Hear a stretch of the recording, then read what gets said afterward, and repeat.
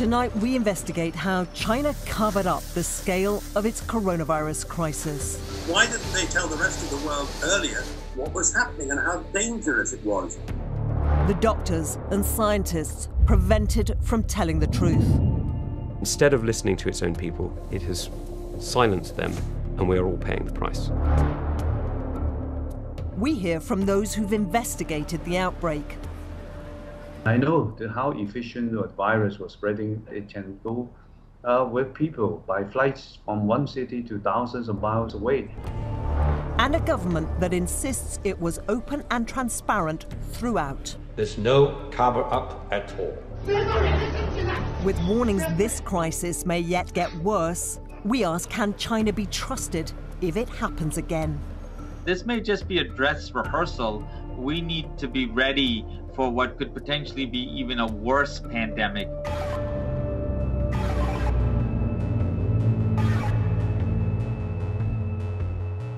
Chinese health authorities are still working to identify the virus behind a pneumonia outbreak in the central city of Wuhan. 7 months on, the human cost of the coronavirus pandemic is still rising. Worldwide, 600,000 dead, nearly 16 million infected, the global economy in meltdown. So how did we get here? This is an anti-terrorism door. It's designed to resist drilling for several hours and is also technically explosion-proof. Dr. Stephen Baker works with some of the world's most dangerous viruses. He spent 12 years in Southeast Asia, studying how they jump from animals to humans. Early theories about how this coronavirus made the leap include a leak from a lab, a scientist doing field work, a hunter infected in the wild.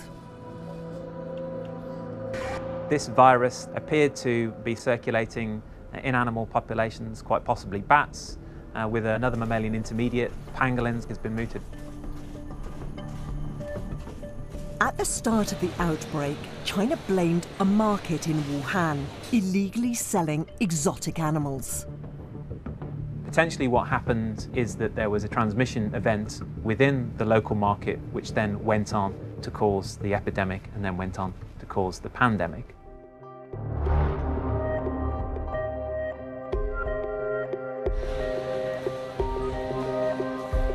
Last December, market traders started turning up at local hospitals with a mystery pneumonia that didn't respond to treatment. On the 27th, lab results from a patient sample revealed a coronavirus, closely resembling the virus that caused China's last health crisis, SARS. I joined as a disease detective, and so I chased down epidemics all over the world. Dr. Ali Khan spent much of his career at the US Centers for Disease Control. Ebola, Rift Valley fever, Congo-Crimean hemorrhagic fever, monkeypox, SARS. In late 2002, the SARS virus jumped from bats to civet cats in a food market in southern China, ultimately killing nearly 800 people worldwide. Chinese officials hid cases, censored doctors, and withheld information from the world for 4 months. Dr. Khan was sent to the region to help. Clearly there was a lack of transparency. Without a doubt, if they had shared that they had this atypical pneumonia and allowed international investigation, there probably would have been fewer cases and likely fewer deaths.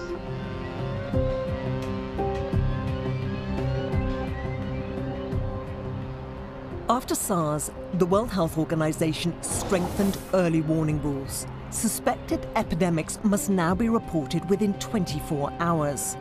On the 1st of January this year, the WHO asked China about the mystery pneumonia in Wuhan. China confirmed it 2 days later and took a further 6 days to reveal that it was dealing with a novel coronavirus. I've been surprised by how even the Chinese Communist Party has been so secretive about it, given the experience of SARS. And there will have been, frankly, thousands of people who will have lost their lives or lost their livelihoods because China didn't behave as it had promised it would behave in the international health regulations much earlier.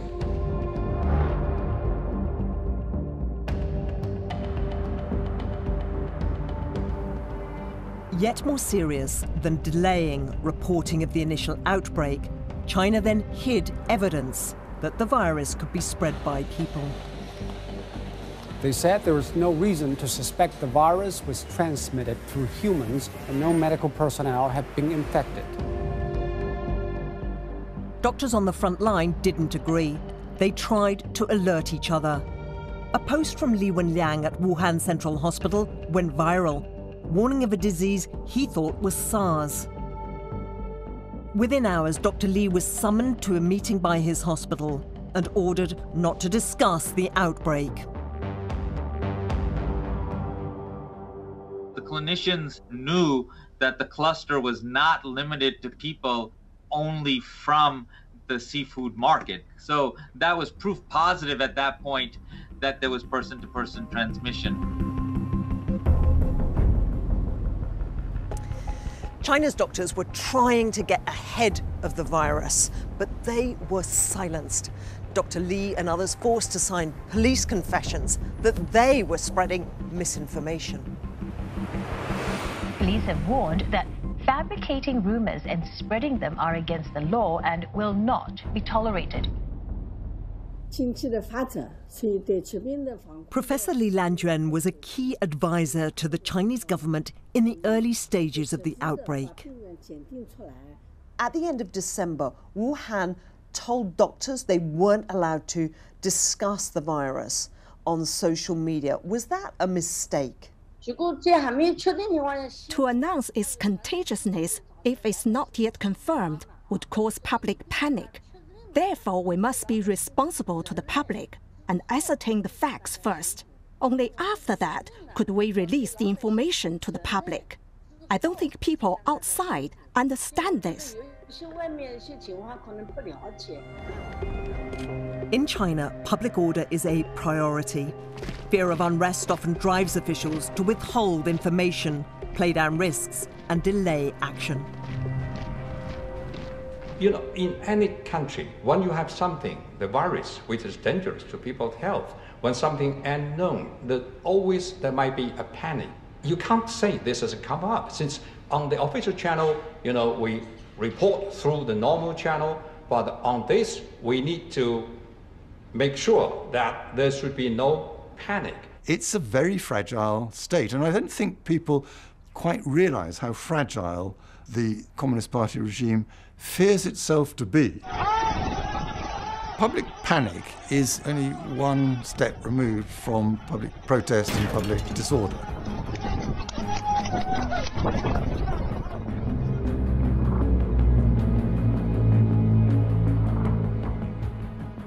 On the 12th of January, in the city of Shenzhen, a family was diagnosed with the new coronavirus by eminent Dr. Huo Qingyuan.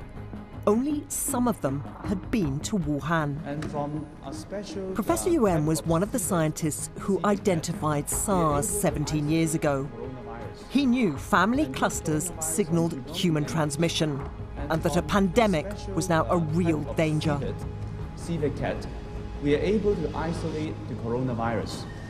I have the experience of diagnosing cases in Shenzhen, and I know how efficient the virus was spreading, and I know that it is acquired from hospital, and I know that it can go with people by flights from one city to thousands of miles away.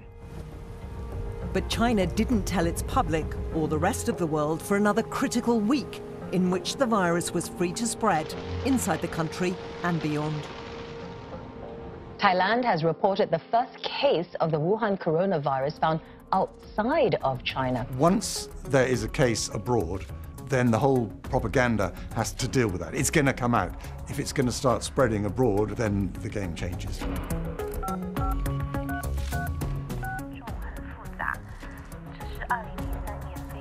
On the 14th of January, Beijing convened an urgent teleconference. According to a leaked memo reported months later by the Associated Press, health bosses nationwide were warned that human-to-human transmission was possible. The crisis was likely to become a major public health event, and China must prepare for a pandemic. But on state TV, top health officials played down the risk.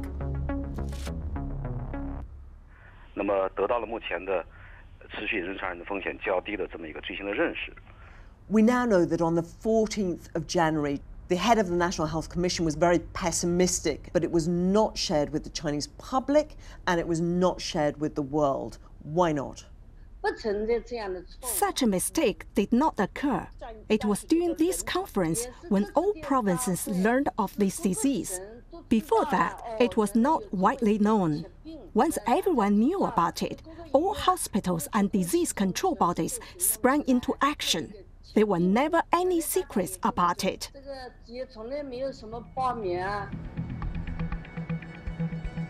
The new rules put in place after SARS say that all relevant information must be provided to the World Health Organization. China was clearly worried, but the WHO was left to tweet Beijing's official line. Chinese authorities have found no clear evidence of human-to-human transmission. Were you, as many have said, effectively a propaganda arm for the message that China wanted to get out into the world? I do not believe that the World Health Organization was part of a cover-up or did not do its work to actually get information and give this to other member states to keep their population safe. And I think we were very transparent to publicize the information that we had, and we did this repeatedly.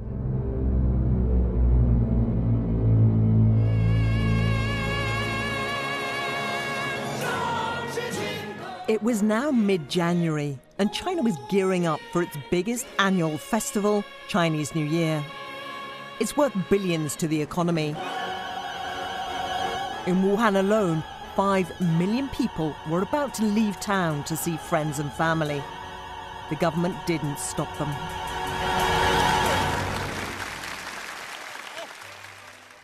They need to tell the people of Wuhan, but they don't. They allow people to travel to and fro to what they already know is the scene of a spreading epidemic. But at that stage, the line is still the same. We're under control. There are very few more cases. Now this is the equivalent of maybe our Christmas period, and it's the largest human movement seasonally we see on the planet. Around 3 billion passenger trips made.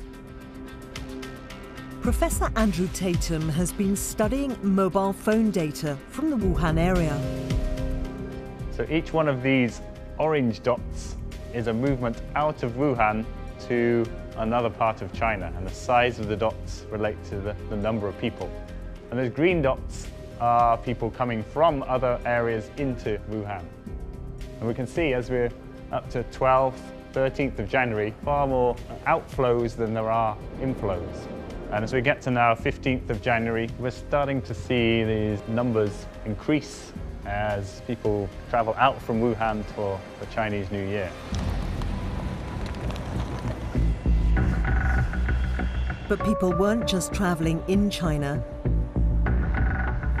The virus was growing exponentially, and this globally connected city was now a giant incubator. Its residents unwittingly spreading the virus worldwide.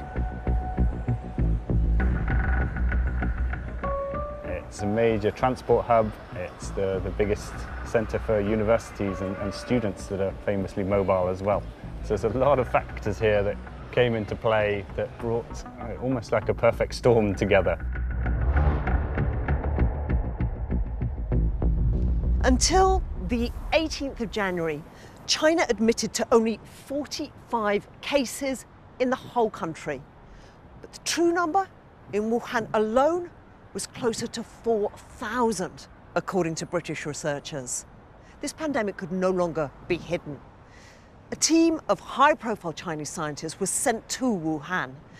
Their evidence would give Beijing the cover to finally tell the truth about human-to-human transmission.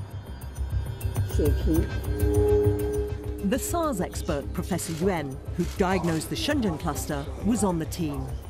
The team quizzed Wuhan officials about the market where Beijing said the virus had first jumped to humans. They told me that the place was very dirty. A lot of animal fecal material, extremely foul-smelling, rats running around. The market had been closed nearly 3 weeks earlier and completely disinfected. Samples had been taken, but not from all the animals. The team worried that if the virus had jumped to humans here, crucial evidence was now lost. When we went to the Huanan seafood market, of course there is nothing to see because the market was cleaned already. So you may say that the crime scene is already disturbed. Because the seafood market was cleared, we cannot identify the animal host, which is giving the virus to human. The team leader later said local officials had been unwilling to tell the truth about the number of infections. If they'd done their work better, human-to-human transmission could have been understood sooner. Professor Yuan agrees the problem was in Wuhan, not Beijing. I do suspect that they have been doing some cover-up locally at Wuhan. The local officials who are supposed to immediately relay the information has not allowed this to be done as rapidly as it should. People lie because they're terrified of losing their jobs or worse, going to prison. People lie because they're terrified that the punishments for failure are so severe. And governments lie because they have to create a myth of invincibility in order to maintain credibility with their people.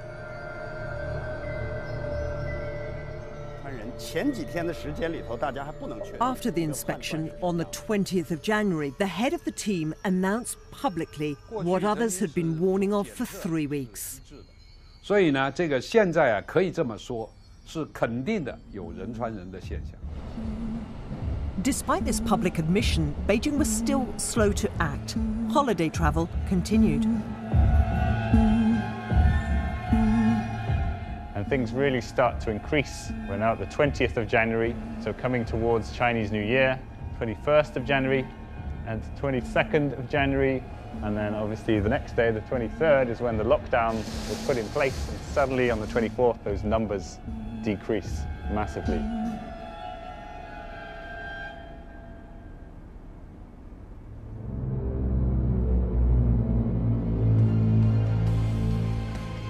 A full 9 days after Beijing warned health bosses of a coming pandemic, it now took drastic action. On the 23rd of January, the entire city of Wuhan, population 11 million, was quarantined. Across China, hundreds of millions would soon face travel restrictions. Beijing says the lockdown bought the world time, but the virus had already gone global. South Korea has confirmed the first local case has been confirmed here in the United States. Singapore has confirmed its first. Japan has confirmed its first case of the Wuhan coronavirus in the UK. The first confirmed cases here. If there was the same interventions that were put in place on the 23rd of January, put in place on the 2nd of January, we may have seen a 95% reduction in the numbers of cases. Locking down Wuhan on the 23rd is bolting the stable door when the virus is on its way overseas to become a pandemic across the world. Professor Li, who'd been on the inspection team, recommended the lockdown. She says the Chinese government acted at the right time. The lockdown was a grave decision. It was only made when we felt that the epidemic in Wuhan would threaten the entire country. So I think the timing was just right. Zhang Lifa was in Wuhan for a leg operation. His son, Zhang Hai, had taken him to hospital there before lockdown, unaware that he was exposing his father to the dangerous virus. He was unable to walk. In that situation, we had no other option. I made my father wear a face mask, and I also put one on. His father developed a fever and tested positive for coronavirus. At that time, my dad said to me, "My son, your father doesn't want to die." He said, "Please beg the doctors to save my life." That was what my father said before he lost consciousness, and it is impossible for me to forget that for the rest of my life.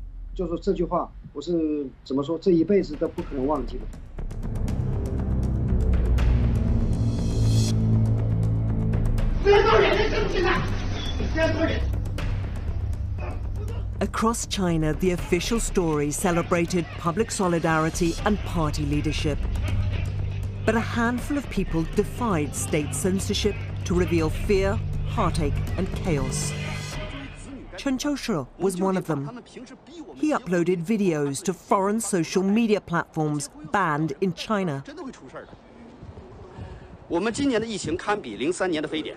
而2次疫情的爆炸都是因为对于事实的隐瞒，对于信息的封锁，我们不能一错再错了。大家好，我是方斌。 Another citizen journalist on the ground in Wuhan was reporting on the rising numbers of dead. 现在我数一下啊，时代，1、2、3、4、5、6、7、8，有八个，这么多就真的死了，这是几年？就昨天的是吧？ 哎呦，这死人这么多！ Soon after, Fang Bin received a visit. 你开下门，你开下门。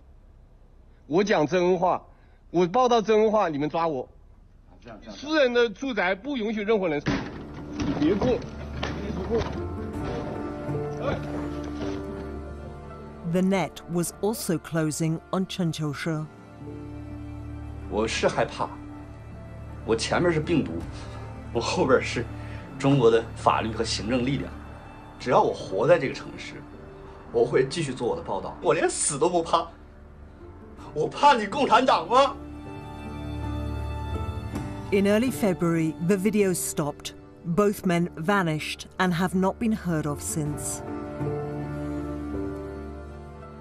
It's a very nasty regime, and it hates all the things we stand for.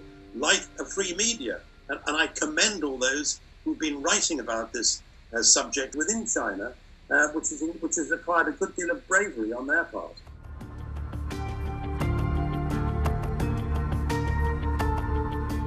China says fewer than 5,000 of its citizens died from COVID-19 due to the firm measures it took to detect, contain, and treat infections. But its numbers are impossible to verify. I don't think anybody thinks that the statistics coming out of China are accurate. Clearly, politics comes into this, and the party wishes to show that it has done a far better job at containing it than it really has.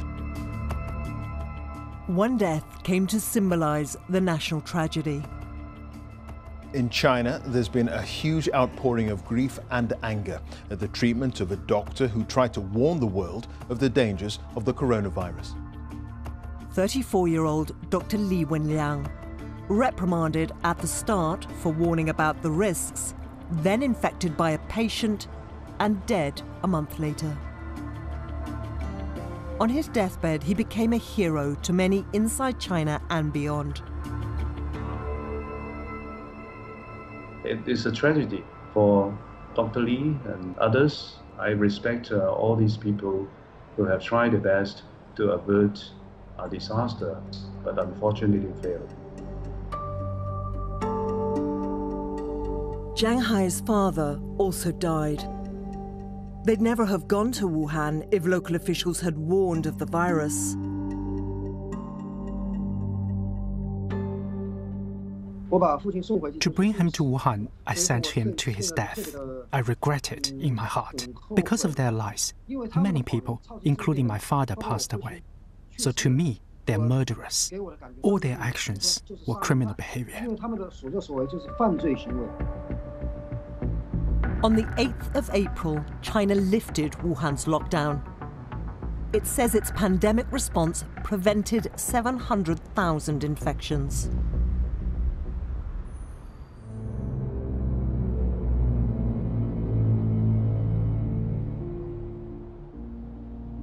As coronavirus continues to disrupt and devastate, experts say the risk of future pandemics is growing.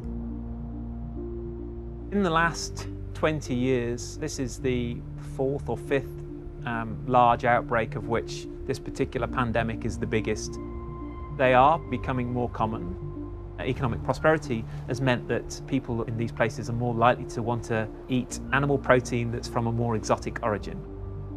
The pressure that we're putting on animal populations and the viruses they naturally carry make it more likely they spill over into humans living in urban centres. This may just be a dress rehearsal. We need to be ready for what could potentially be even a worse pandemic. We can't afford to do this again if we are having some countries having an outbreak and they're deciding to not share that information. There has to be consequences. China says it shouldn't be blamed for coronavirus. It's a victim too. It's agreed to join an international inquiry into the pandemic, but only after the crisis is over.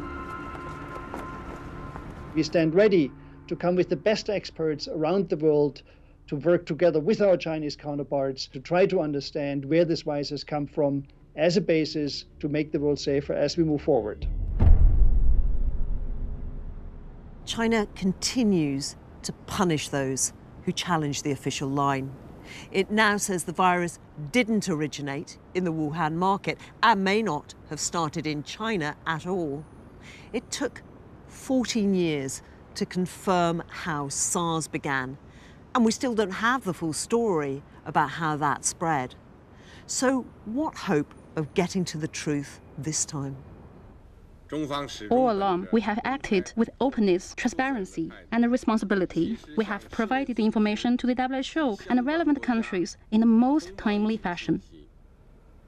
Well, I think that the Chinese Communist Party will want to suppress the story for as long as possible because it doesn't match its image as a regime which justifies its brutalities by its competence. Unless the Chinese Communist Party decides that it wishes to protect its people, then I'm afraid we're all likely to be victims of another such incident again. China says saving lives is its #1 priority. Critics talk tough, but is there the will to get tough with a rising superpower? For now, we're left hoping that if this happens again, China does the right thing of its own accord and acts faster to better protect us all. Imagining a life that could have been lived in new drama Anthony tonight at 8:30 on BBC One. Powerful and personal accounts of living through war continue in Once Upon a Time in Iraq at 9 on BBC Two. More on that to follow.